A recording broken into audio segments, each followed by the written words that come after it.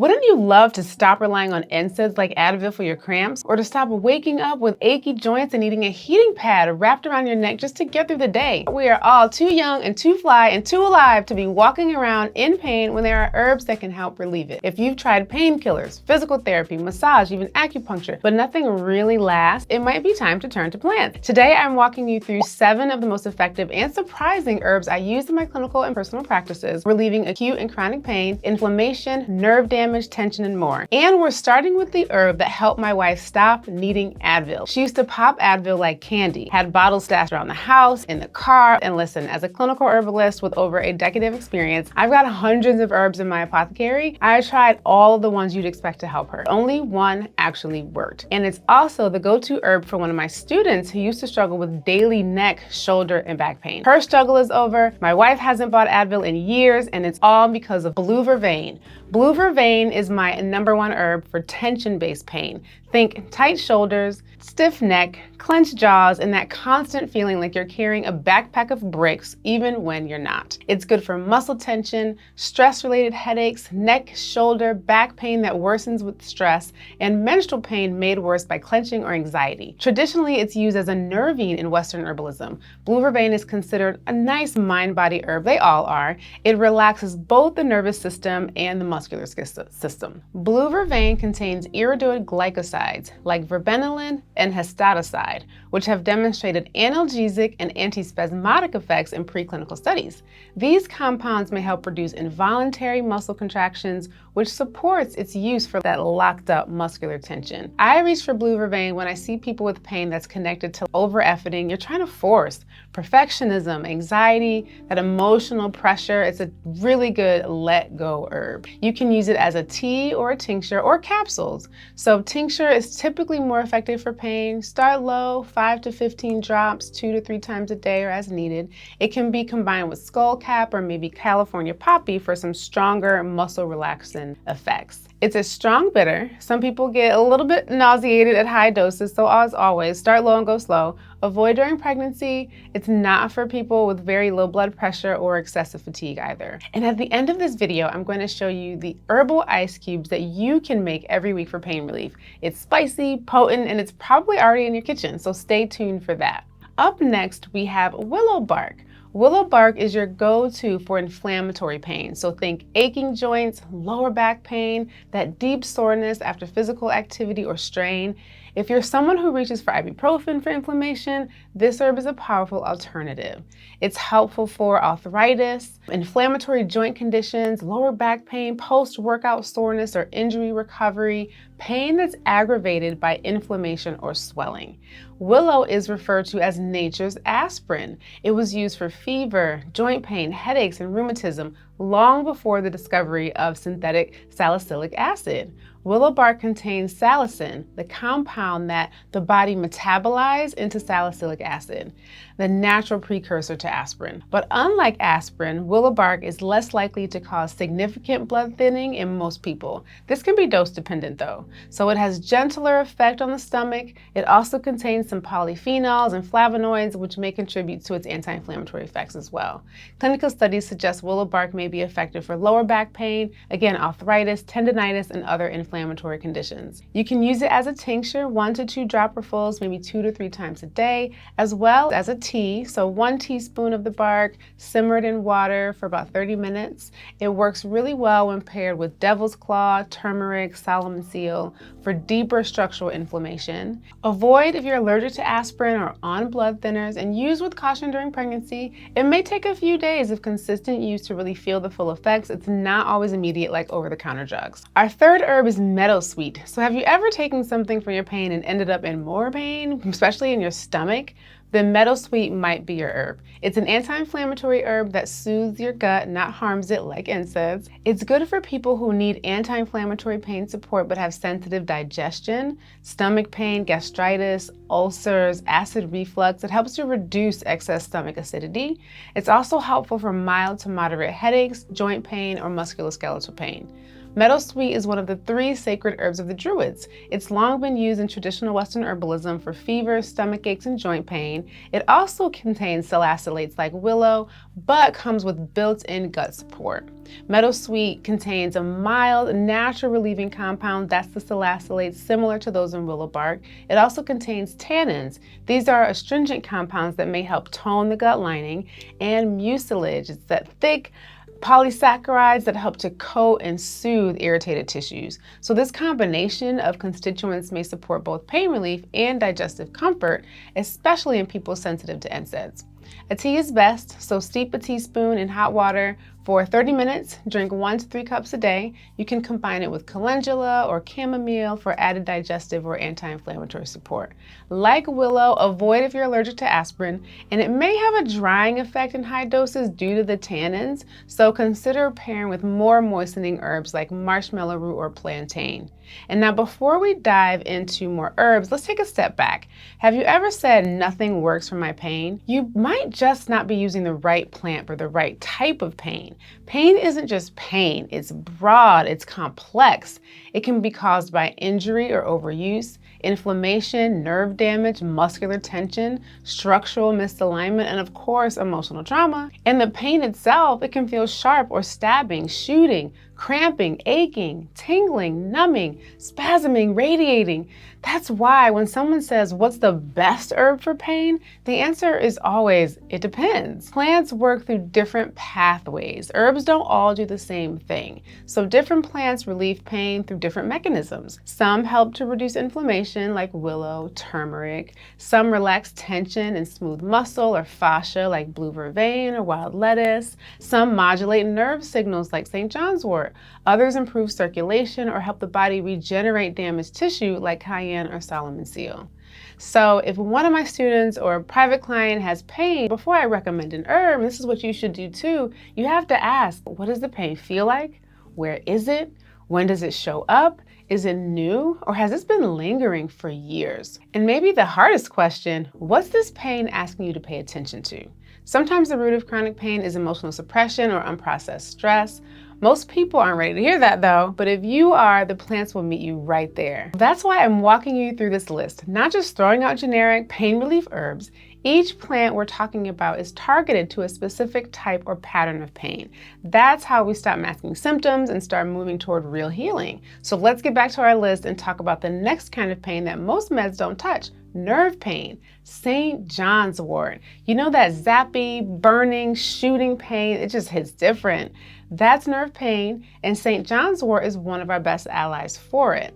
It's helpful for nerve damage or post-surgical nerve pain, sciatica, shingles, neuropathy, carpal tunnel, stuck or dull nerve-related pain in limbs or lower back from some spinal compression. Traditionally gathered during the summer solstice to drive out the darkness, St. John's wort has been used for centuries in European herbalism and Western herbalism as a mood and nerve tonic, but its gifts go beyond the emotional. It's been used topically and internal to help support the nerves, wounds, and injuries. St. John's wort contains hypericin and hyperforin, compounds that have shown anti-inflammatory and neuroprotective effects in preclinical studies. Some animal studies and preliminary research suggest benefits for neuropathic pain, particularly when used as a topical oil. How do you use it? You want to tincture it fresh, that's for internal use, 1 to 2 dropperfuls, maybe twice a day, or as an infused oil, again with the fresh plant material. You can apply to a sciatic area, low back, hands and wrists, around your womb, for menstrual pain as well. It's best used consistently over weeks for chronic nerve issues. But St. John's wort comes with some serious precautions. It may interact with several medications, especially SSRIs, some birth control pills, anticoagulants, and immunosuppressants due to its effects on liver enzymes. It also increases photosensitivity, so use sunscreen or avoid strong sunlight. Herb number 5 is Solomon seal. This is the herb I wish I had years earlier in my own healing journey. When everything was hurting, my back, my hips, my knees, my wrists, I was getting pretty close to a fibromyalgia diagnosis. It's helpful for chronic joint pain, tendon pain, or repetitive strain pain, recovering from injuries, overstretched ligaments, wear and tear in connective tissue, especially in aging bodies. Solomon seal has long been used in both Native American and Appalachian herbal traditions for injuries, joint conditions, and as a remedy for dry, brittle, or worn out tissues. Rather than just masking pain, Solomon seal is traditionally believed to support structural recovery over time. Solomon seal is considered a tonic herb for joints and connective tissues, and it's used to help improve mobility by softening and nourishing that connective tissue. It helps to promote synovial fluid balance and support the long-term integrity of tendons, ligaments, and joints, or fascia, in both traditional and clinical herbalism. Solomon seal is often used for deep chronic pain linked to that joint instability, that connective tissue strain, or repetitive motion injuries. You can start with a tincture, 10 to 30 drops, twice a day. You can combine it with turmeric or devil's claw for broader inflammation support. It's very helpful over time, not a quick fix, none of this is, but really powerful. Solomon seal is a very safe herb when used appropriately. It can be mildly drying while generally moistening when fresh or tinctured. High doses of dry Solomon seal, especially in already dry constitutions, may have a drying effect, likely due to the water binding nature of its polysaccharides. So you can also balance it with some moistening herbs if needed. And up next, we have an herb that grows in sidewalk cracks and backyards, and people used to call it opium lettuce. So we are going there right now. If you're ready to stop popping pain meds and start building a healing relationship with plants, tell me in the comments which one you're going to try first. And if you want to go deeper into how to choose, prepare, and use these herbs with confidence and learn to think like an herbalist, check out my full programs linked below. They're designed to take you from curious to confident. Herb number 6, wild lettuce. This is our backyard analgesic. This is one that's a surprise wild remedy. And I mean surprise because it grows right in your yard or on the sidewalk, and most folks have no idea that it's medicine. Wild lettuce, also known as opium lettuce, contains natural compounds like lactocopecrine and lactucin, which give it its signature milky sap and pain-relieving properties. It's analgesic, that means pain-relieving, slightly sedative, great for people who deal with chronic pain, especially that dull, nagging kind that lingers in the background, and it can be really helpful if your pain makes it hard for you to relax or sleep. Now look, it's never quite fair to compare herbs directly to over-the-counter painkillers, but wild lettuce is a worthy contender. If you experience chronic pain, especially that under the surface but always there kind, this is an herb to keep in your apothecary. Recently, I've been having some middle back pain, like that third chakra kind of rumble where you feel like your body is holding something emotional. It's always holding something emotional. And wild lettuce has been helping tremendously, especially paired with my alignment movement and of course doing the emotional work. So it can help take the edge off, soften the nervous system, and just create that space for healing. My favorite way to use it is as a tincture made from fresh wild lettuce, and I actually have a full video tutorial on how to identify, harvest, and make your own wild lettuce tincture at home. So if you're into DIY herbal medicine, definitely go check out that video. It's not recommended during pregnancy, and high doses can cause dizziness or grogginess. So again, always start low, listen to your body, work your way up, and you also want to alternate on and off use, not just take it for months at a time. Cayenne is our 7th herb. Cayenne is what you want when your body feels cold, stiff, and sluggish. It doesn't just spice things up, although I love the heat. It increases circulation and opens the floodgates for healing. It's helpful for arthritis, poor circulation, cold hands and feet, painful stiffness, especially in the morning, and for sciatica when it's used topically. Historically used in indigenous herbalism across the Americas and traditional Chinese medicine for pain, circulation, digestion, and infections, cayenne contains capsaicin, which depletes substance P. So that's a neurotransmitter that's involved in transmitting pain signals. Topically, it interrupts pain, and internally, it warms the body and improves blood flow. You can use it as a topical salve or cream. It's great for stiff joints, lower back pain, and internally add a pinch, like 1/4 of a teaspoon, 1/8 of a teaspoon, in warm lemon water. It's a lovely morning shot. Add to your oil-based rubs with ginger or turmeric as well for extra support. Avoid on open wounds, although I do love to sprinkle cayenne pepper when I get a cut in the kitchen. It really helps to stop bleeding too. But larger open wounds, it would burn. And you can do a skin patch test to see how you feel with that. And small doses internally. Some people, it may upset their digestive systems. Before we get to this last bonus, the quick herbal shot that you can make every week, I want to leave you with something important. Every herb I'm sharing today does more than one thing. Plants are really complex. They don't just treat symptoms, they support your entire system. For example, blue vervain, yes, it's incredible for tension and muscular pain, but it's also a galactagogue, meaning it can help encourage breast milk production. So if you're nursing and you're dealing with stress-related tension, blue vervain might be a beautiful herb for you during this season. Or take Solomon seal. It isn't just for injury and joint repair. It's also shown in studies to lower blood sugar and support insulin sensitivity. So if your pain is connected to metabolic issues, or if you're working on stabilizing energy, weight, or hormones, this could be a powerful ally to work with. So as you're listening, I want you to do something that most people don't do. Start thinking like a clinical herbalist. Ask yourself, what else is going on in my body right now? Where do I feel depleted or strained? What's the root pattern, the root emotional pattern, not just the pain signal? These herbs aren't quick fixes. They're tools for long-term whole body support.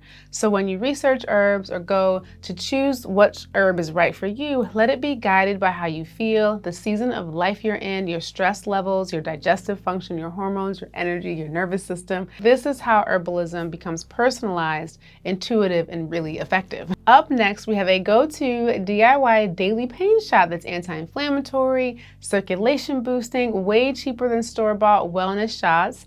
You can make a big batch and freeze into ice cube trays so it's preserved for later use. This is an easy way to start building a sustainable herbal practice. You don't want to only reach for herbs when you're in pain. That's actually when you don't have all of your energy, your focus, or your time, your wherewithal.